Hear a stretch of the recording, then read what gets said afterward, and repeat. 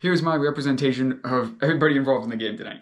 This one is the entire Sharks roster minus 2 players. Oh hey, Macklin Celebrini scored. That's cool. This one is the Vancouver Canucks. Man, you guys kind of suck. And this one is Alexander Georgiev.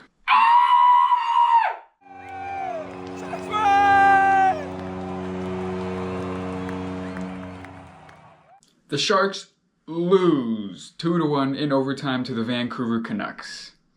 But don't worry, they'll have one more game this year, so we're almost there. This was a bit of a mean-nothing game for both teams. Both the Sharks and the Canucks have been eliminated from playoff contention for the year, and the Sharks have clinched, secured, been awarded last place in the NHL, and therefore the best odds at the #1 overall selection in this year's draft for the 2nd year in a row. This game was Alexander Georgiev in net for the Sharks and Nikita Tolopilo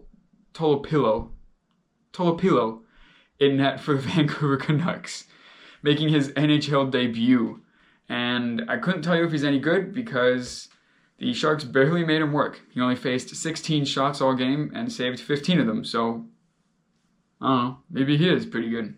Compare those 16 shots with the 37 that Alexander Georgiev faced, and you kind of get the story about this game. It was a bit one-sided, and to be honest, despite those 37 shots, there wasn't much action going on. No matter, it is pretty painfully obvious that the Sharks and the Canucks were both limping into the offseason, with the Sharks, after tonight, having lost 10 in a row.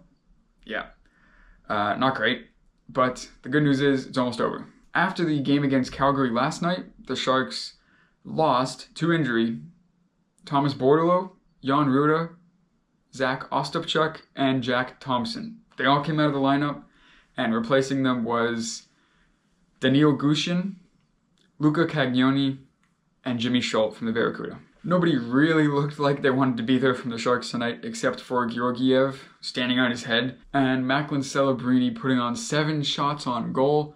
That's pretty impressive. Not even the guys who got called up today seemed all that enthusiastic about playing or had all that much energy about them. It was a bit of a lazy and disjointed effort all around, but hey, in a week when the playoffs start and other teams are playing actual good, meaningful hockey games, no one's really going to think about this game or remember it ever again. So, what are you going to do?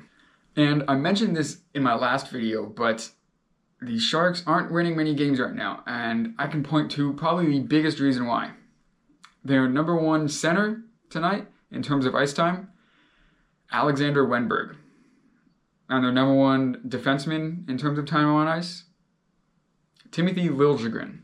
You don't win many games with either of those guys being your top minute eaters, and tonight, it's pretty lucky they even got to overtime, if I'm being honest. They would not have gotten there without Alexander Georgiev standing on his head all night, sending it to overtime. Couple shout-outs for the game.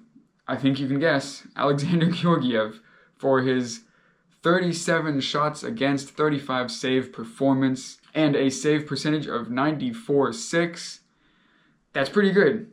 It just sucks the players in front of him didn't want to help him out. Macklin Celebrini for his 7 shot attempts. Almost every single one was that close to going in, except for the one that actually did go in. So he scored. That's pretty sick. Never going to turn down a Macklin Celebrini goal. So there you have it. And then Nikita Tolopilo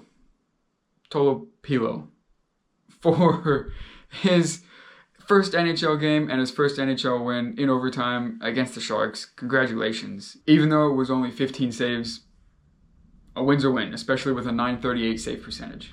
Now, the Sharks have one more game left in this regular season against the Edmonton Oilers. And after that, we get to watch some playoffs. The Sharks won't be in them again. But hopefully next year the Sharks make a run. And like I said, I'm already super excited about next season. And so are the players. They mention in interviews all the time. They know that the young guys are only going to get better. Some free agent acquisitions, some trades, and this team should win an extra 10-15 games next year, mark my words. All I'm hoping is that they put a slightly more cohesive effort against the Edmonton Oilers later this week.